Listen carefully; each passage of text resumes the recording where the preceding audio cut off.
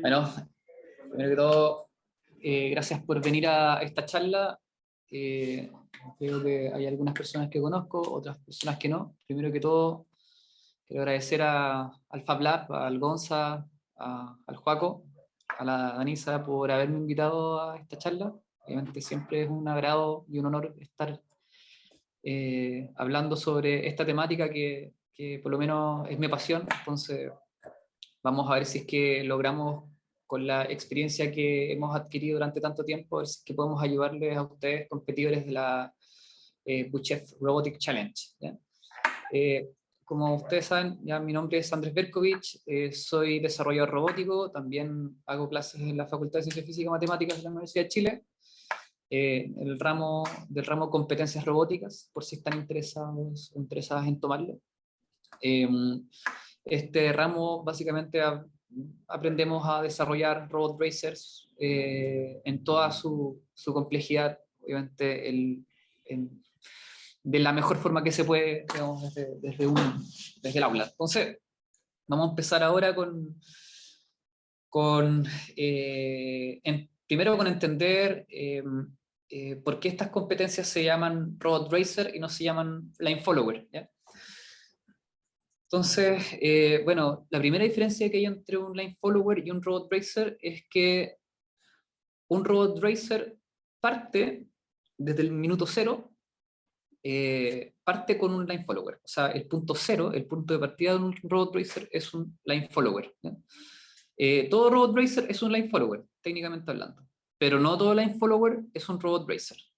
¿Por qué? Porque el line follower, el objetivo de las competencias de line follower es básicamente seguir una línea a primera vista, ¿ya? En robot racer eso se da por dado, ¿ya? O sea, lo básico es seguir la línea, y la competencia se transforma después de eso en cómo, eh, mapeando el escenario y cómo con las características que tiene el mismo robot podemos terminar el desafío de la manera más rápida posible, ¿ya?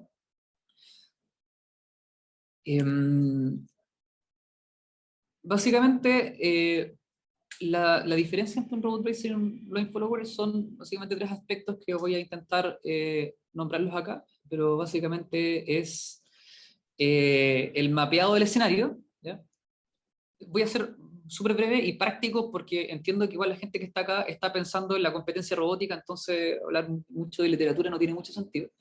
Entonces vamos a ir directo al grano, ¿ya? Entonces, básicamente vamos a ver aspectos como por ejemplo el tema del mapeo del escenario y el tema de los encoders, que también es importante. Hay que entender también limitaciones de hardware y software para que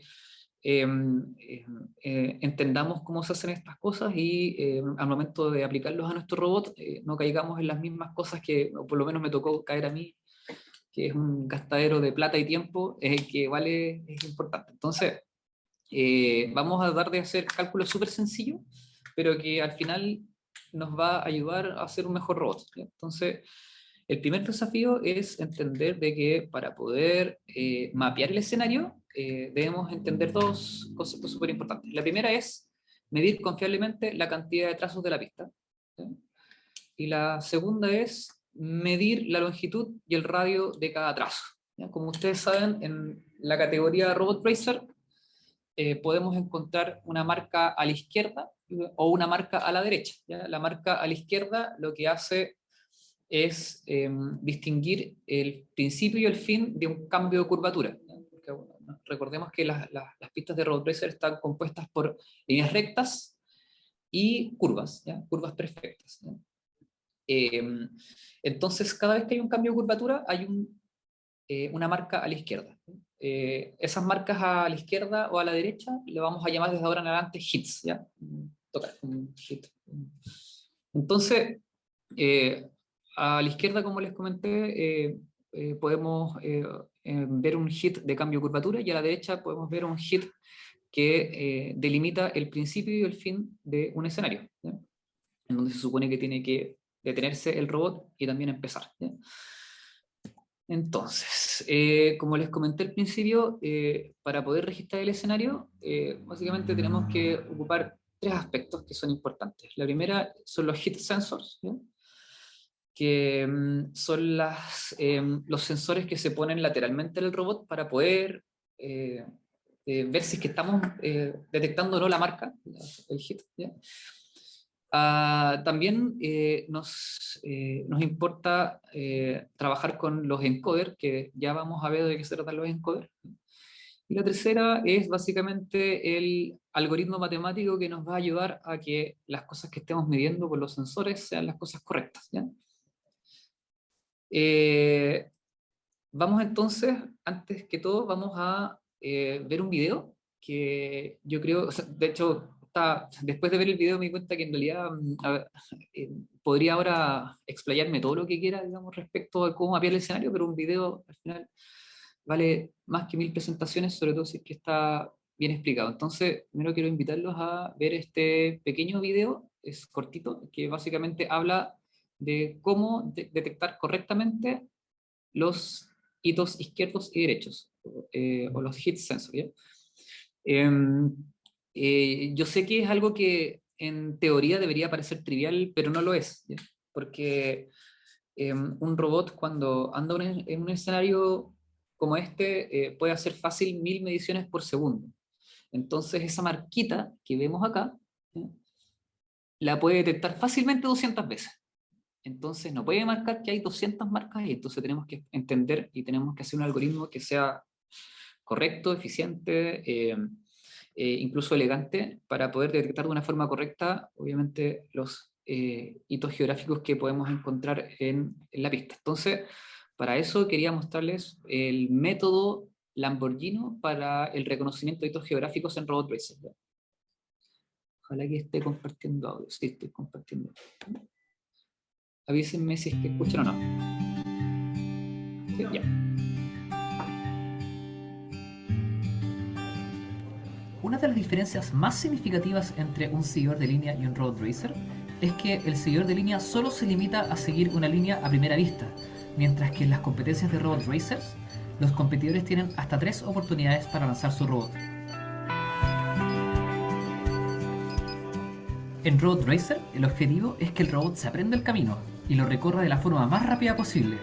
Por esta razón es que en la primera oportunidad para lanzar el robot se suele recorrer la pista a una velocidad baja y constante, de manera que pueda registrar de la forma más detallada posible el escenario en que se desenvuelve.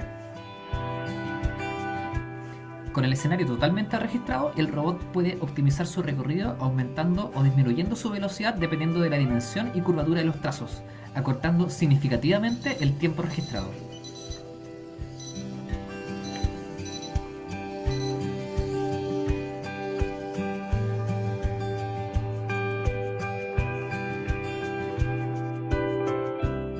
Por lo tanto, uno de los aspectos fundamentales que debemos superar para poder optimizar nuestro recorrido debe ser lograr registrar de manera correcta tanto las marcas de cambio de curvatura como los cruces. Entonces, en lo que nos resta de video, explicaremos el método Lamborghini para reconocimiento de hitos geográficos en Robot Racer. Este método se basa en entender la huella digital que dejan los sensores laterales al pasar por las distintas figuras en la pista. Pero cuando decimos huella digital, no nos referimos a una huella dactilar, sino más bien al registro digital que deja el sensor del robot. En la siguiente gráfica podemos ver los 3 tipos de hitos geográficos con los que puede encontrarse nuestro robot: una marca a la izquierda, una marca a la derecha y un cruce. Y definiremos arbitrariamente 4 estados en los que pueden estar nuestros sensores. Estos estados son: Geo 0 es cuando el sensor de la izquierda y el sensor de la derecha están sobre el negro. Geo 1 es cuando el sensor de la izquierda está sobre el blanco y el sensor de la derecha está sobre el negro. Geo 2 es cuando el sensor de la izquierda está sobre el negro y el sensor de la derecha está sobre el blanco. Y Geo 3 es cuando el sensor de la izquierda y el sensor de la derecha están sobre el blanco. Estos 4 estados son las únicas combinaciones que podremos encontrar, y todos los registros de la pista estarán decodificados por estos 4 estados. Como ya definimos arbitrariamente estos 4 estados, ahora veremos en el código cómo detectarlos. Para eso iremos a la carpeta donde están instaladas las librerías de OpenLamborghini y revisaremos el archivo openlamborghini.cpp. Inserto en este código podremos echar un vistazo a la función readSensor. Esta función comienza almacenando los valores de reflectancia leída por los sensores laterales, para después comparar estos valores con una cantidad previamente definida como umbral, que representa, como bien dice la palabra, el umbral que diferencia lo negro con lo blanco. Si el valor leído de reflectancia es menor al umbral, entonces el sensor está sobre el negro y será representado por un cero lógico. Y si el valor de reflectancia es mayor al umbral, entonces el sensor está sobre el blanco y será representado por un 1 lógico. Este procedimiento se hará para los dos sensores laterales. Inmediatamente después encontraremos la función detectGeo. Esta función comienza llamando a la función readSensors, para luego definir en cuál de los 4 casos antes mencionados nos encontraremos, almacenándolos en la variable geo. Recordemos que cuando no haya hitos, geo tomará el valor de 0. Si detecta un hito a la izquierda, geo tomará el valor de 1. Si detecta un hito a la derecha, geo tomará el valor de 2. Y si detecta un cruce, geo tomará el valor de 3. Al final de esta función, la variable geo quedará almacenada en la variable lgeo. La variable lgeo quedará almacenada en la variable llgeo, y así sucesivamente, con el objetivo de almacenar los últimos 4 valores de la variable geo. A esto le llamamos la huella digital. Ahora que tenemos la huella digital, podremos hacer la detección metódica, confiable y elegante de los hitos. Cada vez que lgeo sea distinto de geo, es decir, cada vez que cambie la geometría, se analizarán 3 casos. Si geo es igual a 0, lgeo es igual a 2 y llgeo es igual a 0, significa que detectamos un hito izquierdo. Si geo es igual a 0, lgeo es igual a 1 y llgeo es igual a 0, significa que detectamos un hito derecho. Pero si geo es igual a 0 y o lgeo o llgeo o lllgeo es igual a 3, significa que detectamos un cruce. Ahora solo depende de ti definir qué quieres que haga el robot cuando detecte las marcas a los lados. Bien, yo sé que gran parte de estas cosas cuando se ven por primera vista no se entienden. Por eso qué bueno que quede grabado esto, porque lo van entendiendo a medida que se acercan al problema. Aquí hablaba de las librerías de Open Lamborghini. Bueno, lo bueno es que ya no hay librerías de Open Lamborghini porque ahora está todo inserto en el código de Arduino. O sea, ahora no es necesario ir a un archivo externo que podamos encontrar afuera del código con Arduino. Ese código lo pueden encontrar en la página de Lamborghini. Pero igual, de todas maneras, lo vamos a repasar acá.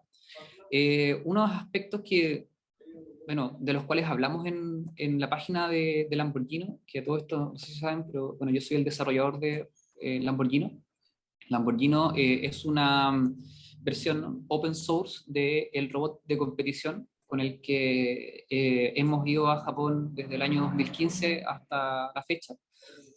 Y bueno, uno de los aspectos más importantes que tenemos que entender para el código es que el código en Robot Racer es gigante. Suele ser de más de 1000 líneas de código, hay algunos que llegan hasta las 10.000 líneas de código. Eh, por lo tanto, el tener un correcto orden del código es primordial. Entonces, por eso que los separamos en ventanas. ¿Sí?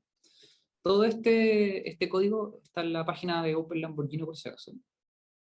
Donde aquí tenemos, bueno, una ventana distinta, por ejemplo, para el control del TBCC2FNG, que es el driver con el cual movemos el motor. Otra pestaña para los sensores, para básicamente la calibración, la detección de la línea. Otro que lo llamamos los periféricos, ¿sí? Que básicamente es para poder movernos dentro del sistema operativo del robot.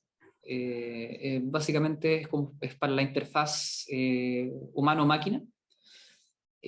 Aquí pueden ver, por ejemplo, que se crean, por ejemplo, cosas como los botones, los buzzers, cosas que igual son importantes para poder comunicarnos con el robot. Esta es la parte de los heat sensors, básicamente. Dime. Estoy mostrando algo porque nosotros estamos viendo como la presentación. Ah, disculpa. Gracias, por favor avísenme cuando suceda eso, porque... Denme un segundo. Ah, ya. Perfecto. Sí, es probable. Oye, si los chiquillos tienen preguntas, pueden hablar nomás, ese micrófono es un micrófono, así que hablen fuerte o se acercan un poquito para que puedan preguntar. Por favor, aquí está, ahora sí. Disculpa, ahora sí parto de nuevo. Este es el código que ustedes pueden encontrar en la página de lamborghini.com. Como les comenté, este código está ordenado en forma de pestañas, ¿ya? Es muy fácil que un código de Robot Racer, sobre todo si es que están utilizando el mapeo y con encoders y cosas más sofisticadas, se les va a hacer muy grande el código, entonces es importante organizarlo de la forma correcta. Entonces, como aquí les estoy mostrando, en esta pestaña, bueno, aquí tengo la pestaña de control del TBCC2FNG, que es el driver, ¿ya? El driver de motor que nos va a ayudar a moverlo.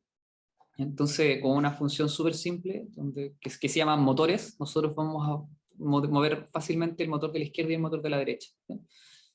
La pestaña que dice Sensors básicamente nos ayuda a calibrar el robot al principio, y después, a partir de esa calibración, nos puede dar una posición efectiva del robot sobre la línea. Esos son los periféricos. Los periféricos, como les comentaba, es para la interfaz hombre-máquina. Es básicamente para comunicarnos con el robot de una forma efectiva. O sea, esto, por ejemplo, nos puede ayudar a saber, por ejemplo, cuando se está detectando un hit, por ejemplo, que para que el buzzer, por ejemplo, suene o no. Son funciones, son sencillas. ¿Ya? Aquí está la pestaña del Hit Sensor, básicamente lo que les estaba hablando ahora de cómo detectar la geometría. Para si acaso es que no quieren escribir código, está todo acá. Este es el principio de Robot Racer. Si es que está todo acá, no es porque estemos regalando el robot, o sea, esto es la base de Robot Racer, o sea, esto es para empezar, este es el punto cero de Robot Racer. Entonces, igual es importante de que ya cuando se domina esto, empiecen ustedes a mejorar a partir de las actualizaciones que le puedan hacer ustedes, que inventen ustedes. ¿Bien? También está el control angular, básicamente es el PID. Y bueno, acá está el código ya, el main, donde pueden ver, digamos, el código súper sencillo. Aquí lo pueden ver. ¿Bien? Entonces, nosotros estamos viendo ya el tema de el mapeo de los escenarios. Entonces, ya que, como hablamos ya de cómo detectar ya cuando hay un hito o cuando no, es hora de hablar de la segunda parte, que es la más complicada de todas, que es el tema de los encoders, ¿ya? Y el tema de los encoders y la matemática la vamos a ver al mismo tiempo. Yo sé que igual es prácticamente imposible resumir no sé, casi 10 años de estudio de robótica en una charla, pero en términos prácticos vamos a tratar de resolver ciertas dudas para que ustedes puedan seguir desarrollando sus propios robots con las herramientas que ustedes puedan tener en la universidad. ¿Bien?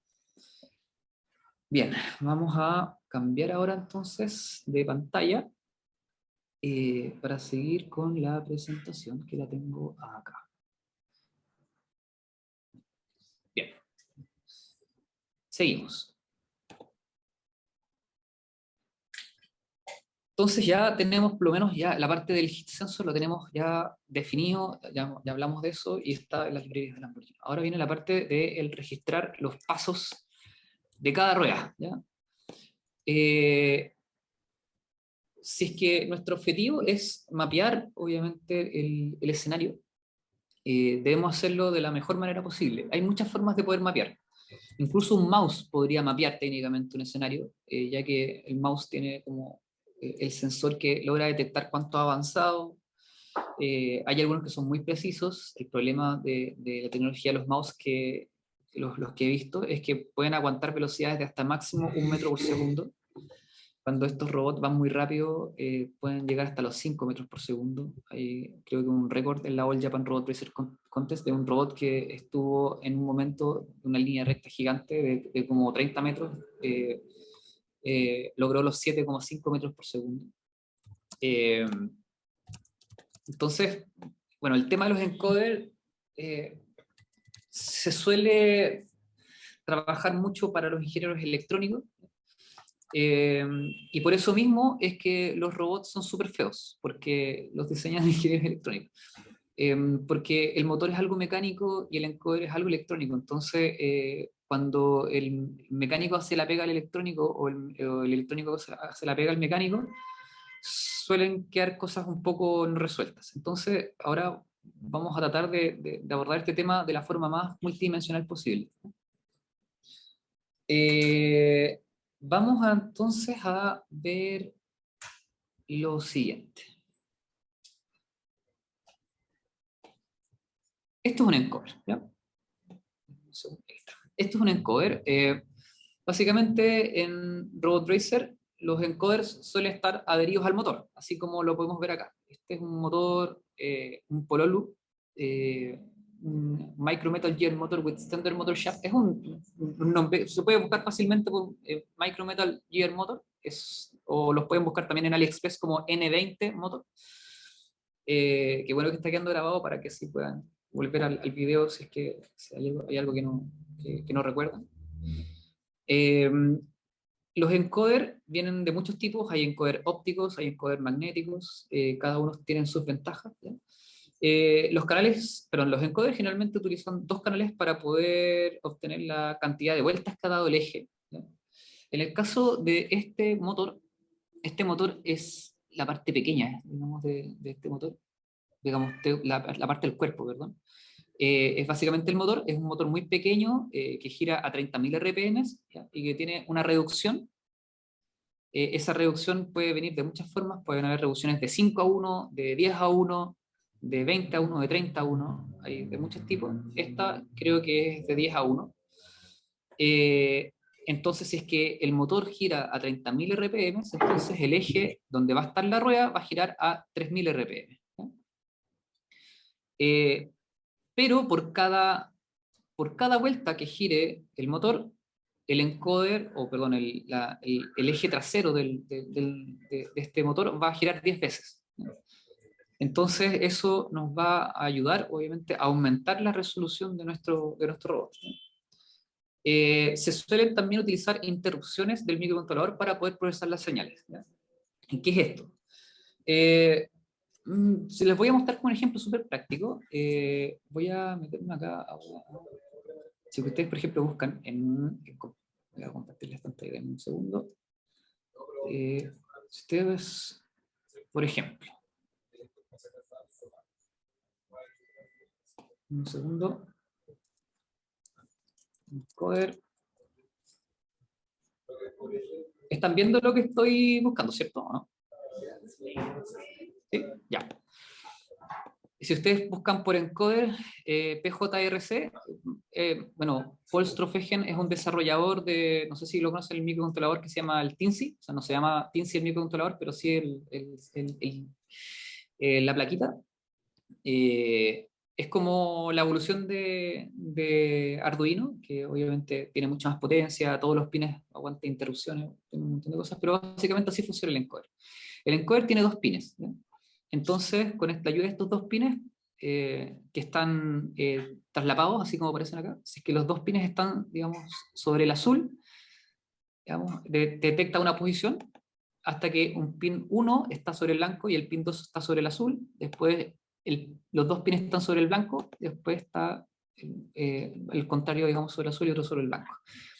Entonces, con esta onda, nosotros podemos medir básicamente con la ayuda de dos pines hasta 4 veces las cuentas o sea, básicamente podemos medir 4 posiciones distintas en una sola oscilación, ¿ya? En un solo pulso. ¿Ya? Eso es porque medimos cuando el pulso está subiendo, cuando está arriba, cuando está bajando y cuando está abajo. Son básicamente 4 cuentas por cada pulso. ¿Ya? Entonces, cuando nosotros compramos encoder, los encoders profesionales básicamente nos dicen cuántos pulsos por revolución tienen. ¿Ya? En este caso, el Micro Metal Gear Motor with Standard Motor Shaft del Pololu está ocupando un encoder, pero que en vez de medir pulsos, mide cuentas, ¿ya? Que básicamente es lo mismo que los pulsos, pero dividido por 4. Entonces, voy a seguir ahora mostrándoles la pantalla de la presentación. ¿Ya? Entonces, como este motor gira muy rápido, entonces va a tirarnos muchos ceros y unos que vamos a tener que ser capaces de decodificar. ¿Ya? y estas codificaciones suelen ser muchas por segundo, ¿ya? Tanto así que se suelen utilizar interrupciones del microcontrolador. Para los quienes no sepan, una interrupción del microcontrolador es algo que entra por una forma distinta al hardware, es como una inyección a la vena, ¿ya? Es sin pasar por nada, ningún tipo de procesamiento, o sea, como que se toma la señal en seco, digamos, tal como viene, y se hace una función muy rápida a partir de esa detección, ¿ya? Generalmente son contadores, que van contando 1, 2, 3, 4, 5, 6, hasta lo que ustedes quieran, ¿ya? Mientras más cuentas por revolución, al mismo tiempo hay un mayor gasto en el procesamiento de las señales. Eso también es algo que tenemos que considerar, ¿ya?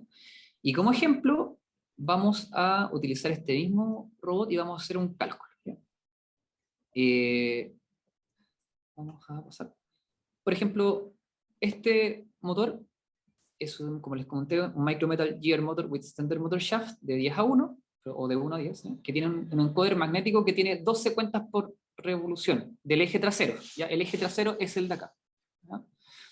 Recuerden que como existe la reducción, entonces por cada 10 vueltas que dé este como imancito que está atrás, la rueda o el eje delantero va a dar 10 vueltas, ¿ya? Entonces significa de que el encoder magnético sirve para poder obtener hasta 120 cuentas por revolución del eje delantero. Aproximadamente eso es 1,2 cuentas por milímetro, aproximadamente, si es que estamos utilizando una rueda de 32 milímetros de diámetro, que son las comunes que se utilizan para este tipo de motores, ¿no? Entonces, un dato que quería, aquí voy a compartirles ahora con la otra cámara, porque quiero mostrarles en un segundo. Aquí. Lo están viendo, ¿cierto? Ya. Voy a repasarles un ejercicio sencillo para que vean las implicaciones de lo que estamos viendo, ¿ya? Básicamente, el motor gira a 3000 RPM, ¿ya? Cuando está a 6 volts, ¿ya? Esto lo pueden ver en la página de Pololu, ¿ya? Eso significa que el eje trasero está a 3... perdón, voy a cambiarlo, voy a dejar de compartir para que puedan ver la cámara. Ahí sí, ¿ya? Estamos a, ahora sí, 30.000 RPM. No, están viendo en modo espejo, ¿cierto? Denme un segundo, lo voy a cambiar. Ahí sí. Perdón. Parecía como si estuviese en ruso. Ya, entonces, básicamente, voy a cambiar el sentido desde acá mismo de la configuración de video, porque si no, yo me voy a perdón, un segundo, reflejar. Aquí está. Un segundo. Ahí sí. Ya. Ahí sí. Entonces, el motor, habíamos hablado de que tiene una reducción donde el eje delantero anda a 3000 RPM, es decir, que el eje trasero anda a 30.000 RPM a 6 volts, ¿ya? Eso significa que básicamente nosotros, acuérdense que vamos a utilizar baterías de litio polímero, ¿ya? Las baterías de litio polímero están a 8.4 volts en vez de 6, ¿ya? Eso es una diferencia significativa en términos de el procesamiento de las señales del encoder. Aquí en robótica todo tiene que ver con todo.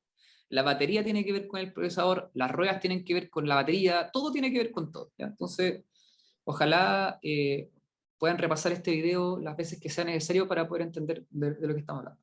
Una batería LiPo, que son las que generalmente se utilizan para este tipo de competencias, cuando está completamente cargada, puede tener una salida de voltaje de 8.4 volts aproximadamente, ¿ya? Entonces, por regla de 3, si es que a 6 volts anda 30.000 RPM el eje trasero, entonces con 8.4 debería andar a 42.000 RPM, ¿ya? Que eso es bastante más que 30.000, ¿ya? Entonces, esas 42.000 RPM son el equivalente a 700 revoluciones por segundo, ¿ya? O sea, imagínense algo girando a 700 revoluciones por segundo. Eso es mucho, ¿no? Pero básicamente el procesamiento, para que, en términos de procesamiento, para que lo tengamos en cuenta, son básicamente 700 revoluciones por segundo por 12 cuentas por revolución, son aproximadamente 8.400 cuentas por segundo, ¿ya?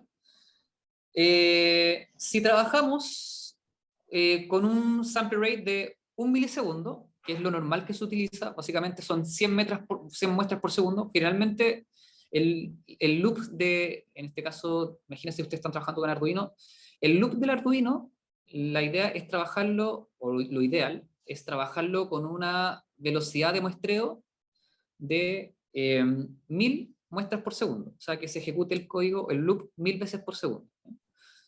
Eso es más o menos lo que se ocupa en este tipo de competencias, ¿ya?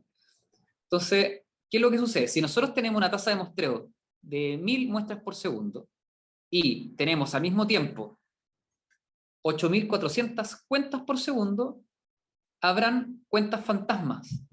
¿Qué significa que haya cuentas fantasmas? Van a haber cuentas que jamás vamos a poder detectar. Es decir, que no nos sirve el encoder si no lo detectamos bien con interrupciones. ¿Por qué se utilizan las interrupciones? Porque las interrupciones no necesitan el loop para poder ejecutarse, ¿ya?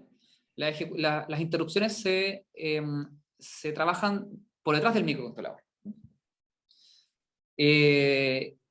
¿Cuál es el problema?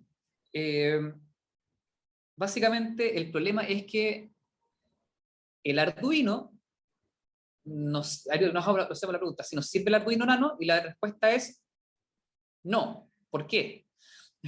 Porque solo tiene 2 pines con interrupciones. Entonces no podemos utilizar este tipo de encoders con Arduino. ¿Bien? Entonces, ¿qué hacemos? Bueno, lo que podemos hacer es trabajar con un mejor microcontrolador. ¿Cuál podría ser ese microcontrolador? Bueno, no sé si conocen el TINSI 3.2, que, bueno, el TINSI 3.2 es el desarrollado por Paul Strohfegen. Bueno, está muy bien documentado. Es hasta el día de hoy como el Arduino más potente que existe en el mercado, algo así, ¿ya? Que, bueno, el TINSI 3.2 trabaja con 72 MHz, mucho más que los 16 MHz con los que trabaja el Arduino. Además que todos los pines del TINSI trabajan con interrupciones, entonces no hay problema, ¿no? De hecho, el TINSI puede trabajar overclockeado a más de 120 MHz. Eso igual es harto. Además tiene librerías que son ad hoc y está muy bien documentado, ¿ya? Pero aquí entramos al punto que igual es importante entender, de que la resolución total del sistema, o sea, básicamente si tomamos el perímetro de la rueda dividido por la cantidad de cuentas, vamos a tener, como lo habíamos comentado anteriormente, 1,2 cuentas por milímetro, ¿ya? La pregunta es, ¿está bien esa resolución? ¿Nos sirve? ¿Nos sirve esa resolución? Y aquí vamos a entrar a un tecnicismo aún más grande. Y la pregunta es, ¿qué nos dice la experiencia? Perdón, voy a dejar... ¿Me están viendo ahí el...? Ya. ¿Qué nos dice la experiencia? ¿Nos sirven los 1,2 cuentas por milímetro? Bueno, le preguntamos a Peter Harrison. Peter Harrison es uno de los divulgadores más grandes de la categoría de Micromouse y Robot Racer. O sea, básicamente todo lo que sabemos de Micromouse en el mundo occidental es gracias a él. Él se ha dedicado a documentar gran parte de las competencias robóticas, que son en su mayoría en japonés o en chino. Y bueno, el Peter, es amigo de nosotros, básicamente nos respondió que, bueno, él ha trabajado con encoders que trabajan con alrededor de 3 cuentas por milímetro, pero la verdad es que no es muy bueno para el control, ¿ya? Que generalmente en Micromouse y en Robot Racer se utilizan hasta o alrededor de 100 cuentas por milímetro, ¿ya? Y obviamente nos dice ahí que mientras mayor sea las cuentas por milímetro, es mejor como el feedback que podemos tener del motor para poder obviamente controlarlo, ¿ya? Ahora, 100 cuentas por milímetro, eso es bastante, una cantidad muy grande, ¿ya? En términos prácticos es demasiado grande, ¿ya? Y estos encoders no nos sirven entonces para Robot Racer. ¿Qué hacemos en este caso? Bueno, podemos ir a motores más sofisticados que vengan con encoders incluidos, ¿ya? Por ejemplo, el Faulhaber SR de la serie 1331 son básicamente motores que son de una gran calidad, son motores suizos, en realidad son suizo-alemanes. El embobinado de este motor se hace en Alemania y después el ensamble y básicamente todas las terminaciones se hacen en Suiza. Estos son motores de uso aeroespacial, vale cada uno como $800. Son muy pequeñitos, voy a ocupar la cámara de este porte. Y son muy eficientes, ¿ya? O sea, básicamente uno de estos robots puede ser 4 veces más potente que un motor de Pololu, porque son de un núcleo denso, ¿ya? Y al mismo tiempo no gastan mucho más corriente que un motor Pololu, ¿ya? Entonces, de hecho, vamos ahora a revisar el datasheet de este motor para entender básicamente las posibilidades para que después se les vaya ocurriendo las ideas que pueden tener para poder mejorar su robot, ¿sí? Esto es un ejercicio práctico. Un segundo, les voy a compartir ahora este. Bien, ahí están viendo, ¿cierto? Entonces, básicamente hay de 3 tipos, está de 6 volts, de 12 volts y de 24 volts, ¿sí? Obviamente nos conviene utilizar un voltaje nominal lo más cercano a la batería que estamos utilizando. En este caso, como la batería es de 8.4, entonces vamos a utilizar los de 6. ¿Por qué? Porque el robot es más probable que ande a bajas velocidades que a altas velocidades. Entonces, si es que llega a andar muy rápido, si le tiramos 8 volts al motor, va a ser durante cantidades muy pequeñas de tiempo, ¿ya? La mayoría del tiempo vamos a arrojarle voltajes más pequeños, ¿ya? Este motor anda a 10.600 RPM, ¿ya? Y su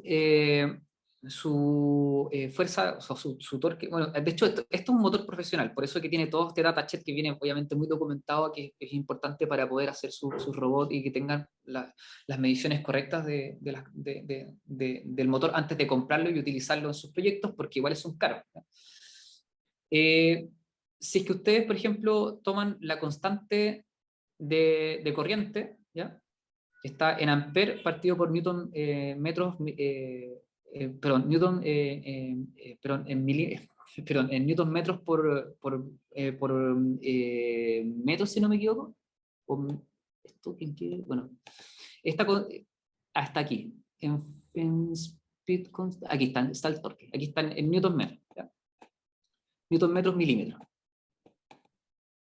Ah, no, está en newton metros. No, milinewton metros. Ahí está en milinewton metros. Si ustedes multiplican, obviamente el start torque es el stall torque, básicamente el torque que ustedes tienen como máximo torque del motor, cuando inicia, básicamente la máxima potencia, y lo multiplican por la constante de corriente, básicamente van a sacar ahí cuánto es la cantidad de amperes que ustedes van a utilizar en el pic de utilización del motor. Y en este caso, con toda esta potencia, o sea, una potencia que es mucho más grande que la del motor Pololu, se van a dar cuenta de que el gasto en amperaje es de 2 amperes. O sea, básicamente tiene 0.4 amperes más que el motor de Pololu. O sea, básicamente en gasto de energía es lo mismo, pero es mucho más eficiente. ¿Por qué les muestro esto? Porque, bueno, acá abajo estos motores obviamente no vienen solos, ¿ya? Sino que pueden acompañarlos con los encoders. Por ejemplo, el encoder IE2400, ¿ya? Que tiene 400 pulsos por revolución del eje, ¿ya? Entonces, imagínense un motor como este, ¿ya? Que anda a 10.600 RPM y que al mismo tiempo es capaz de generar 400 pulsos por cada revolución del eje, ¿ya? Entonces, para entender de lo que estamos hablando, vamos a ir de nuevo al cálculo. En un segundo. Voy a ahora dejar de compartir, ¿ya? Entonces, claro, tenemos aquí el Faulhaber SR 1331, ¿ya? Que funciona a 6 volts, son 10.600 RPM a 6 volts, entonces significa que a 8.4 volts vamos a andar a 14.840 RPM, ¿ya? Eso nos da, obviamente, con el encoder EI400, nos da, acuérdense que los pulsos nos pueden dar hasta 4 cuentas por pulso. Acuérdense que los encoders nos dan 4 cuentas por pulso. Entonces, si tiene 400 pulsos por revolución, significa que nos da 1.600 cuentas por revolución. Obviamente este video lo pueden reproducir cuantas veces quieran, cuantas veces sea necesario para poder entender de qué es lo que estamos hablando. Entonces, 1440 RPM son aproximadamente 247 RPS, ¿ya? Revoluciones por segundo. Y en procesamiento son básicamente 247 por 1.600 cuentas por revolución, son aproximadamente 395.200 cuentas por segundo, ¿ya? O sea, básicamente estamos trabajando a 395 kHz por cada motor, ¿ya? Eso es demasiado, ¿ya? Y bueno, ¿cuál es la resolución? La resolución de este motor es de, imagínense que estamos ocupando unas ruedas de 20 milímetros, ¿ya? Es decir, que el perímetro de la rueda son 63 milímetros, ¿ya?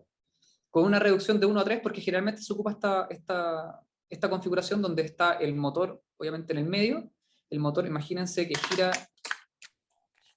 en sentido horario, y eso hace que las otras ruedas giren en sentido antihorario, porque aquí hay un juego de engranaje, por si acaso. Obviamente está todo sobrepuesto, esto es un juego de engranaje. Entonces, con eso podemos hacer que el robot vaya en esta dirección, ¿no? Muy rápido. Entonces, la velocidad de la rueda, linealmente, puede alcanzar, obviamente, si tenemos las 82 revoluciones por segundo por 63 milímetros por revolución, son aproximadamente 5.149 milímetros por segundo. O sea, este robot puede andar a más de 5 metros por segundo, ¿ya? En teoría, ¿ya? Ojo que aquí consideramos, no hemos considerado todavía acá, por si acaso, la reducción, ¿ya? Entonces, bueno, la resolución en todo caso sería, la resolución real sería 1.600, que son la cantidad de cuentas por revolución, por 3, que es la reducción. Acuérdense que estamos ocupando una reducción de 3 a 1, ¿ya? Porque esto es un sistema de engranaje. Eso nos da una resolución total de 76.1 cuentas por milímetro. Eso se aproxima a lo que trabaja el Peter Harrison, ¿ya? Esta cantidad para Robot Racer está bien, ¿ya? Para Micromouse es distinto, no tiene sentido hablar de Micromouse porque no la vamos a ver, pero para Micromouse se necesitan quizás más de 100 cuentas por milímetro, ¿ya? ¿Qué significa esto? Significa de que vamos a tener 300, escuchen bien, 395.000 interrupciones por segundo. El Teensy es un motor que, o sea, pero es un procesador que igual, tiene un procesador que igual es bastante robusto, es fuerte, puede trabajar a 120 MHz, pero trabajar con esta cantidad de interrupciones por segundo es sobrepasar o lisa y llanamente ¿cómo decirlo? Es pedirle mucho a este microcontrolador, ¿ya? Porque es demasiada la cantidad de veces que se interrumpe el código en cada ejecución. Entonces va a ser imposible que las demás, por ejemplo, no sé, el caso de los sensores, una lectura analógica igual tiene una cierta, un tiempo que se demora en tomarse, y esta lectura analógica va a ser más lenta que las interrupciones que pueda sacar. Entonces, básicamente el robot o el motor va a estar lleno de ruido en el microcontrolador, entonces va a ser prácticamente imposible utilizar Teensy si que quieren utilizar estos encoders, ¿ya? Entonces, problema, no podemos utilizar el Teensy, problema, no podemos utilizar estos motores, entonces, ¿cómo podemos hacer un robot racer que sea capaz de mapear el escenario? Y aquí vamos a entrar a La otra parte de estas charlas para motivarlos a que sigan, porque no todo está perdido. Y bueno, como el Teensy no funciona, ¿qué hacemos? Bueno, la respuesta la tiene un amigo, que es él. Él es un amigo que se llama Funada Kenko, es un desarrollador mecatrónico, él es Electrical and Computer Science, japonés, desarrollador de la categoría de Micromouse. Es un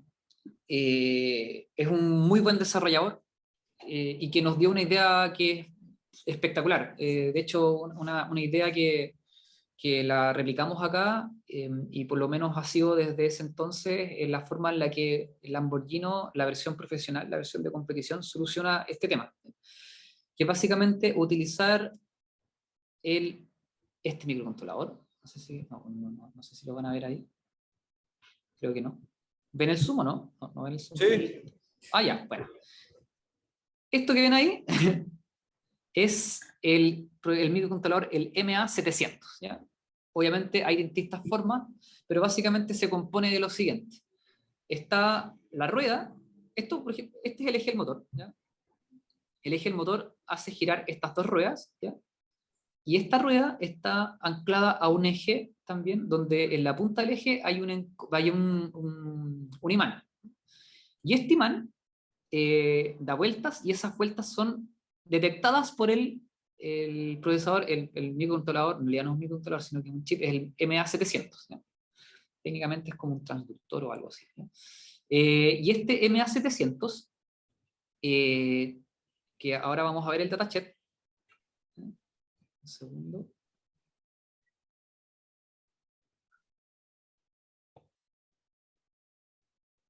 ¿Ven el datasheet en este momento? Sí. Sí. Ah, ya. Perfecto. Ya, no se dejen amedrentar por esto que dice que no está recomendado para diseñadores nuevos. No se dejen amedrentar porque igual es súper fácil. De hecho, hay librerías hasta en Arduino para utilizarlo. El problema es que este chip básicamente viene el puro chip. ¿Ya? Entonces, tienen que construirse ustedes el sistema de encoders. Pero esto no es un encoder, es un sensor de ángulo. ¿Ya? Es un sensor de ángulo que trabaja con 11 bits de resolución. ¿Qué significa que tenga 11 bits de resolución? Que tiene 2 elevado a 11 cuentas por cada revolución. ¿Ya? Eso son aproximadamente 2048 cuentas por revolución. Además tiene una tasa, un refresh, digamos, que es bastante rápido, se demora muy poco en medir. Y lo más importante, que se comunica por, aquí está, ¿dónde está esto? Esto se comunica por SPI. Para quienes no sepan esto, hay varias formas de poder comunicarnos con los sensores. Una es analógicamente, ¿ya? Donde hacemos una lectura directa de cuánto es el voltaje. La otra es a través de un protocolo que se llama, por ejemplo, I²C, ¿ya? Que también le dicen el wire, donde básicamente son 4 cables, que está como el clock, el SDA, que es como el cable de la señal, el positivo y el negativo, son 4. Entonces, básicamente con eso ustedes pueden hacer una lectura de un sensor que funcione por wire. Tranquilo, Gonzalo, falta poquito. Falta poquito. De hecho, terminando esto, terminamos. ¿Ya? Este microcontrolador trabaja por SPI. La diferencia entre wire y SPI es que el wire puede trabajar, por ejemplo, con 2 metros de distancia y el SPI puede trabajar solamente a distancias muy pequeñas. Onda, el cable con el cual tenemos el sensor SPI puede medir hasta máximo 25 centímetros. Eso es muy poquito, o sea que básicamente tiene que estar el sensor pegado al microcontrolador. ¿Ya? Porque genera mucho ruido porque son velocidades muy altas de comunicación. ¿Ya? Pero son del orden de los megahertz. ¿Ya? Y el Arduino puede trabajar en el orden de las lecturas de los megahertz por SPI. ¿Ya? Además, lo bueno que tiene este sistema es que todo el procesamiento de las señales va a ser externalizado en este chip y no va a ser como, no le va a dar carga en procesamiento al microcontrolador que estemos utilizando, ¿ya? Entonces, técnicamente nosotros podemos hacer un motor con encoder, ¿ya? Con el MA700 y que incluso pueda funcionar perfectamente con Arduino y controlado y todas esas cosas. De hecho, eso es justamente en lo que estamos trabajando ahora. Vamos a sacar una nueva, como, no es producto porque tampoco los vendemos, pero sí son cosas open source, son recursos que pueden utilizar también los desarrolladores y desarrolladoras. Vamos a sacar una cosa que se llama MotorGino, que básicamente es un motor, un motor Pololu, pero que esta vez funciona con el encoder MA700. No encuentro el MotorGino, que ya lo tengo hecho, pero para que se hagan una idea es así. En un segundo se los voy a mostrar acá. Bueno, estos son, por si acaso, los Micrometal Gear Motor with Cinder Motor Shaft, ¿no? Básicamente está el eje delantero y el eje trasero. Entonces, bueno, si ustedes lo giran acá, van a poder ver que el eje delantero gira, digamos, una reducción, ¿no? Bueno, no tengo acá el MotorGino, no lo encontré, lo tengo ahí en mi taller. Estoy ahora trabajando con Open Lamborghini y estoy obviamente renovando todas estas cosas. Pero ya lo vamos a sacar, vamos a liberar esta información para que ustedes lo puedan utilizar en sus propios diseños. Ahora, esta es una solución que es barata. Hay otras, por ejemplo, soluciones que también son baratas para mejorar el rendimiento de sus robots, por ejemplo, sin ocupar los motores Faulhaber que valen carísimo, que son utilizar estos motores que están acá, que de hecho, déjenme sacar esta cosita. Un segundo. Vamos a ocupar mejor el pedestal de la cámara. No se va a ver ahí. Pero bueno, son motores que son... Aquí lo estoy sacando. Un segundo. Este motor lo compramos en DGK. Fue gracias también a la ayuda de nuestro amigo, en este caso... Un segundo. Esto no se trata solamente de plata por si acaso. Hay soluciones siempre hay soluciones que son mucho más sencillas.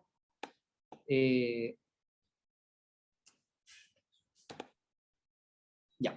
Este amigo que está acá, él se llama Seiji Ochai, y él ganó, no, él obtuvo el tercer lugar en la All Japan Robot Racer Contest, utilizando unos motores que no eran muy caros. De hecho, estos motores, por ejemplo, son los Portescap 16N75 o 16N78, si no me equivoco. Bueno, estos son, quizás son distintos, son los 13N78, ¿ya? No, 13N88. Estos son motores que son obviamente de alta gama, pero en vez de ser suizos son hindúes, ¿ya? Entonces, estos motores valen, en vez de $700 o $800, valen $60 y son muy poderosos, ¿ya? Entonces, estos motores pueden andar de una forma más poderosa que los mismos Faulhaber, y si es que ustedes, por ejemplo, utilizan un sistema como el MA700, gracias a la tecnología que en este caso utilizó el Fonada Kenko como esto, ¿ya? ¿Qué dice? Si ustedes utilizan su capacidad y utilizan las herramientas del FabLab como para poder hacer eso, y por ejemplo utilizan estos motores, entonces van a poder prácticamente tener con Arduino un motor que ande a una gran potencia, a una gran velocidad y con encoder absoluto. Esa es una solución que les puede servir, no sé si es que para la competencia de ahora, pero sí les va a ayudar para las competencias que vienen, para después cuando les toque ir a competir a Japón. Obviamente, si nosotros, por ejemplo, pensamos en los japoneses, que obviamente ellos tienen como todo ahí para desarrollar fácilmente, oye, los japoneses son igual que nosotros. Ellos también importan las cosas de China igual que nosotros, importan las cosas de DGK igual que nosotros, saben soldar igual de mal que nosotros. De hecho, fíjense, la calidad de la soldadura tampoco es muy robusta, pero son obsesivos con esto, ¿ya?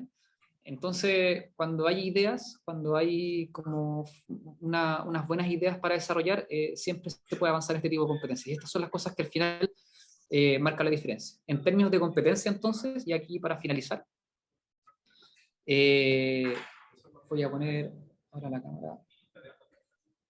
Y aquí para finalizar, quería comentarles lo siguiente. Estamos en una competencia robótica que es chilena, ¿ya? Y Chile, con todo el amor que merece Punta Arenas, es el Punta Arenas del mundo, ¿sí?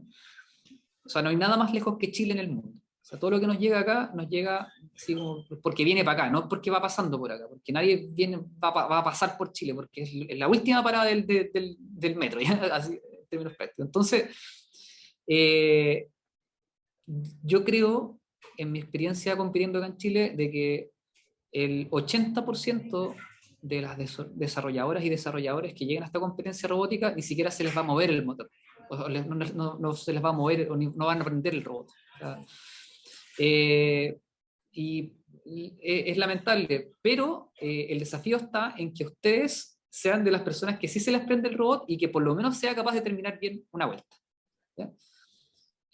Una vez que logren eso, van a poder meterse al mundo de los robot racer ya, pero con todo. El desafío, recuerden, de que es ganar a los japoneses. No es muy difícil. El Lamborghini partió el año 2015 quedando en el lugar 130 de 150, y la última vez que fuimos llegamos 20 de 150. Es bastante lo que logramos avanzar en el tiempo. Si me preguntan, yo creo que en 5 años más podemos llegar al top 10. Obviamente es un trabajo de mucho tiempo, pero se puede llegar, y para eso se necesita gente que esté dispuesta también a seguir esta senda, por la senda del desarrollo. Y es entretenido. Bueno, lo bueno es que después de aprender esto, olvídense de su título de ingeniería. O sea, a nadie le va a importar el título de ingeniería. ¿Qué es más importante? ¿Tener un título de ingeniería de una universidad de Latinoamérica o haber ganado una competencia robótica en Japón? En serio. Eso es lo que importa. Eso es lo que importa. Entonces, esta es la madre de todas las batallas. Entonces, eh, y la motivación ahora, chiquillos, es que métanse en este mundo. En este mundo está lleno de desarrolladoras y desarrolladores muy, muy bacanes. Está entre ellos el MIT, está el David Otten, el desarrollador de la Boston Dynamics, que después pasó a trabajar con fondos japoneses. Acuérdense que la Boston Dynamics se la compró la SoftBank. Hay veedores de la Google, hay veedores, está la última tecnología ahí. Y todo con simples autitos que andan por un escenario. Métanse, en la Universidad de Chile tienen todo para desarrollarlo, en el Fab Lab tienen todas las herramientas, para hacer los engranajes pueden hacerlo en impresora 3D de estereolitografía, creo que ya tienen, impresora 3D de resina.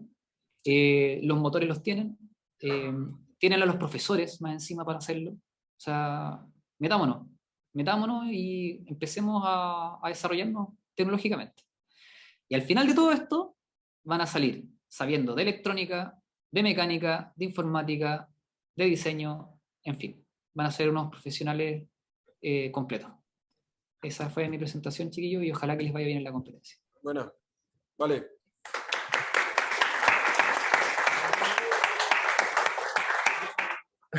Muchas gracias, Andrés, por todo. Harta información igual. Yo no sé si alguien de acá tenga una pregunta, así que quiera hacer ahora o después a lo mejor podéis dejar tu contacto. Mira, hay una pregunta. Por favor. No escucho, por favor, más cerquita. La pregunta es, ¿dónde pueden conseguir los componentes que mencionaste? Ya, motores Pololu 10A1 son buenos, los pueden encontrar en Sambeca, acá Esos son los que les pasamos nosotros en la beca. Ah, ya, perfecto. Pero todavía no todos los equipos, perdón por eso. Pero ya, otra semana. Bueno, los motores hay de muchas gamas. Para empezar, yo creo que los Pololu están bien, los 10A1 están muy bien. Los 5A1, de hecho, yo no los recomiendo mucho, a no ser que estén utilizando encoders. Yo creo que los 10 a 1 son los ideales para este caso. Son baratos. Ahora, igual son medios caros. Yo igual preferiría utilizar los motores de AliExpress que valen $1 y que tienen el 80% de la potencia que tiene un motor Polol. Entonces, de hecho, se los puedo compartir. De hecho, pueden ir a la página de Opel Lamborghini y sale recomendaciones para comprar motores. Ahora, específicamente sobre los motores suizos y los motores que les acabo de mostrar, que es el Portescap 13NS88, lo pueden encontrar en una página que se llama digicay.com, que es una página de electrónica. Ustedes importan y en una semana tienen las cosas acá. Vale $60 cada motor. Si quieren comprar ya motores más profesionales, pueden tener a los Faulhaber, y ya si es que ya quieren hacer de su robot ya una locomotora, pueden utilizar unos motores que se llaman, ojalá que quede grabado acá, los Maxon X10, si no me equivoco. Los motores Maxon son los más poderosos que se utilizan en Road Racer. De hecho, el Hirai, el campeón mundial, ocupa Maxon, el Maitumeru también ocupa Maxon, el RS100 también ocupa, todos los campeones ocupan Maxon. No es tan más poderoso que el Faulhaber, pero sí, por alguna razón, tiene quizás una curva de rendimiento mucho mejor. Utilícenlos eso. Creo que, si no me equivoco, los motores Maxon X10 valen como $200 cada uno. De hecho, son más baratos que los Faulhaber. El problema es que estos motores no tienen encoder. Entonces ustedes tienen que hacer sus propios encoders. Entonces, ya imagínense, locos, ya en la universidad van a estar haciendo sus propias placas, sus propios hardware. O sea, ¿a qué vienen a la universidad? ¿A aprender qué cosa? Esto es lo que tienen que aprender en la universidad, pues, loco, a hacer hardware. Aprender a integrar. Esto es lo importante. Aprender a integrar, pues justamente. ¿Alguna otra pregunta?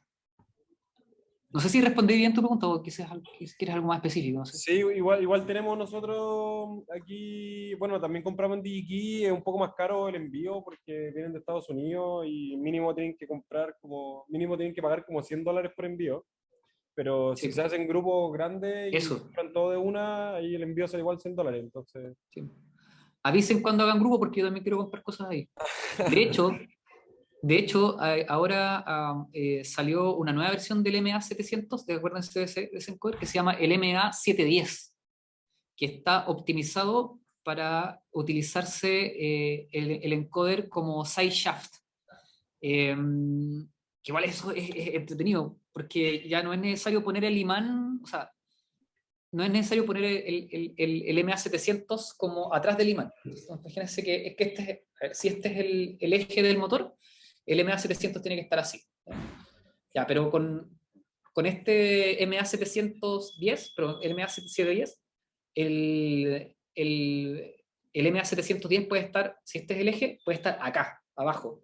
Entonces puede estar en la misma placa electrónica. Entonces eso hace que la electrónica sea mucho más fácil y robusta. Y bueno, de hecho, la versión de Motor Gino que hicimos trabajaba con MA710, pero teníamos el problema de que el MA710, y bueno, y la mayoría de los microcontroladores o los chips que salen, primero salen los datasheets, y después de años, cuando ya los desarrolladores hayan hecho sus modelos, ahí recién sacan al mercado el chip. Entonces prácticamente hicimos un diseño de motor que todavía no podía salir al mercado porque todavía el chip no lo vendían. Entonces estamos totalmente a la vanguardia, o sea, no había nada más vanguardista que eso. Entonces, bueno, creo que en DigiKey ya está empezando a vender el MA710, así que yo creo que es una buena oportunidad. Compren varias cosas, como dice el Joaco. Ya. ¿Alguna otra pregunta, chiquillos? Parece que no. Estamos ok. Oye, ¿podéis dejar tu contacto por si alguien tiene dudas que te escriba directamente o algo así? Y con eso yo creo que estamos. Sí, bueno, tengo mi TikTok como Andrés Berkovich. Sí, ¿qué problema hay? Subo cosas de robótica. Ahí escríbanme. o por, bueno, también hago clases, también pueden ir de oyentes a las clases que hago, la estoy haciendo en los días jueves a las 2:30 de la tarde en la sala la B09, no, B06, ¿cuál era? Bueno, esa que está Juega en a las Pacheco 2:30, 870. 09. Sí, Eso. ya. Están invitadas si es que quieren ir de oyentes a esa clase. En este momento están los alumnos trabajando con Opel Lamborghini haciendo literalmente que su robot prenda. Así que acompañen Oye, ese proceso. ¿van a participar en alguna conferencia en la ACRC o en el BRC de tu estudiante, no? Mis alumnos, no sé si todos, Ya. eh, ¿Vieron alguno? pero sí, de hecho, o sea, eh, hay hartos que se han elegido para ser como parte del staff de la organización. Y como normativa de probidad, no podemos hacer que la misma gente que compita pueda ser también parte del staff. Entonces, por eso que la CIAN, que me imagino que está por ahí, una alumna de mi ramo, no puede participar del staff porque ella va a competir en BRC. Ah, ya. Ya, bueno. Así que, bueno, métanse en este mundo de las competencias robóticas, están homologadas ya, están homologadas las competencias chilenas con las japonesas, entonces con eso pueden trabajar, vamos a empezar a trabajar en un ranking como el ATP, pero de la robótica. Entonces se van a poder comparar con un cabro chico de 12 años que está en Japón y que tiene un robot mucho más rápido que el de ustedes, pero igual es parte del inicio. Sí, probablemente. Igual el chino iba a ser mejor. ¿Alguna otra pregunta, chiquillas? Estamos No, yo listos. creo que estamos. Vale, Perfecto. muchas gracias por todo. Para eso estamos. No, Que les vaya bien. Que tengan un buen fin de semana, chiquillos.